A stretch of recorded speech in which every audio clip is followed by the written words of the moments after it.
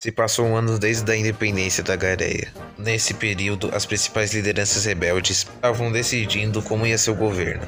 Decidiram que ia ser uma monarquia constitucional. O imperador seria Alexandre I da Gareia. Alexandre fazia parte da família real britânica, porém ele participou da Revolução da Gareia. Alexandre tinha apenas 16 anos. Durante a Guerra Civil, ele estudou muito para o governo do país e estudou estratégias militares por causa da Guerra Civil. Alexandre liderou os principais movimentos de independência. Em 1782, a Constituição da Gareia estava finalmente feita. A Constituição seria similar à Constituição Imperial Brasileira. A diferença é que não tinha o quarto poder. Bem, várias outras coisas minimalistas da Constituição em si. E também rolou a divisão das províncias da Gareia.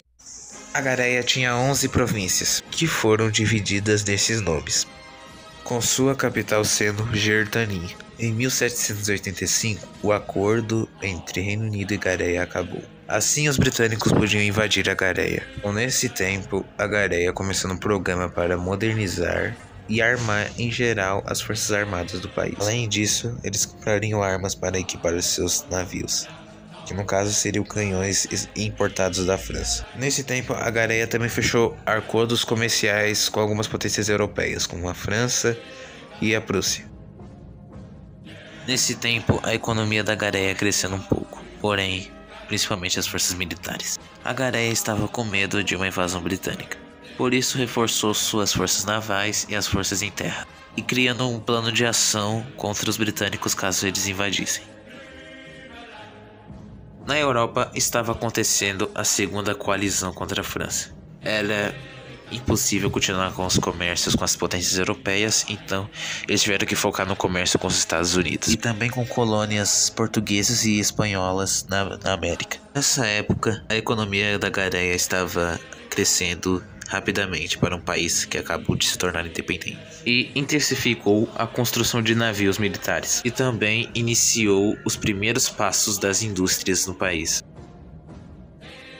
Nesse período de 10 anos, a Gareia se desenvolveu muito economicamente e culturalmente, além de altos investimentos em infraestrutura. Além, é claro, do investimento sobre a marinha. Os gareianos estavam focando muito na marinha por causa do Império Britânico, pois o medo ainda era muito grande. E na Europa estavam acontecendo as guerras napoleônicas, o que poderia aumentar ainda mais a economia gareiana, por causa de futuras exportações por preços altos para cobrir os custos da guerra. Além de exportar armas para os britânicos, pois eram os únicos que conseguiam comprar seus armamentos. Isso trazia uma chance dos britânicos não os atacarem, por causa do seu acordo comercial, que na verdade não era um acordo, eram apenas exportações voluntárias.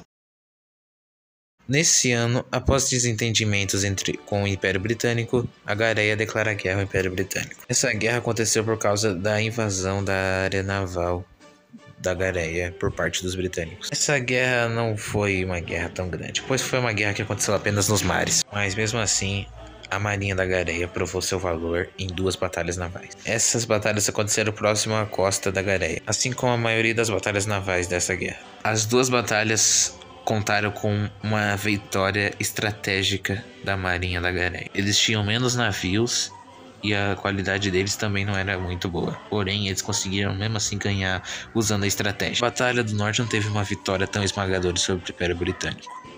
Daria para considerar um empate. Já no Sul, foi uma vitória estratégica surreal da Gareia. Eles conseguiram confundir o inimigo usando bombas de fumaça.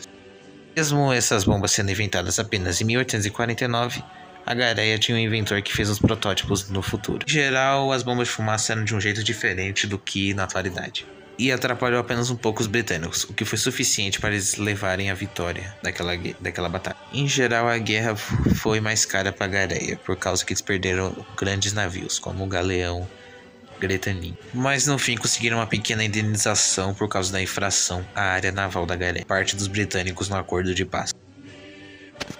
Nesse ano chegou o fim às guerras napoleônicas. Após as guerras napoleônicas, a Gareia conseguiria aumentar ainda mais a economia, além das indústrias avançarem bastante nesse tempo. No fim, a Gareia apenas teve uma pequena guerra com os britânicos, que ajudou apenas a elevar o prestígio da Gareia. Porém, esse prestígio seria muito necessário para fazer outros acordos comerciais que ajudariam a desenvolver ainda mais a economia da Gareia. Assim, a Gareia estava se encaminhando para ser uma grande potência no futuro.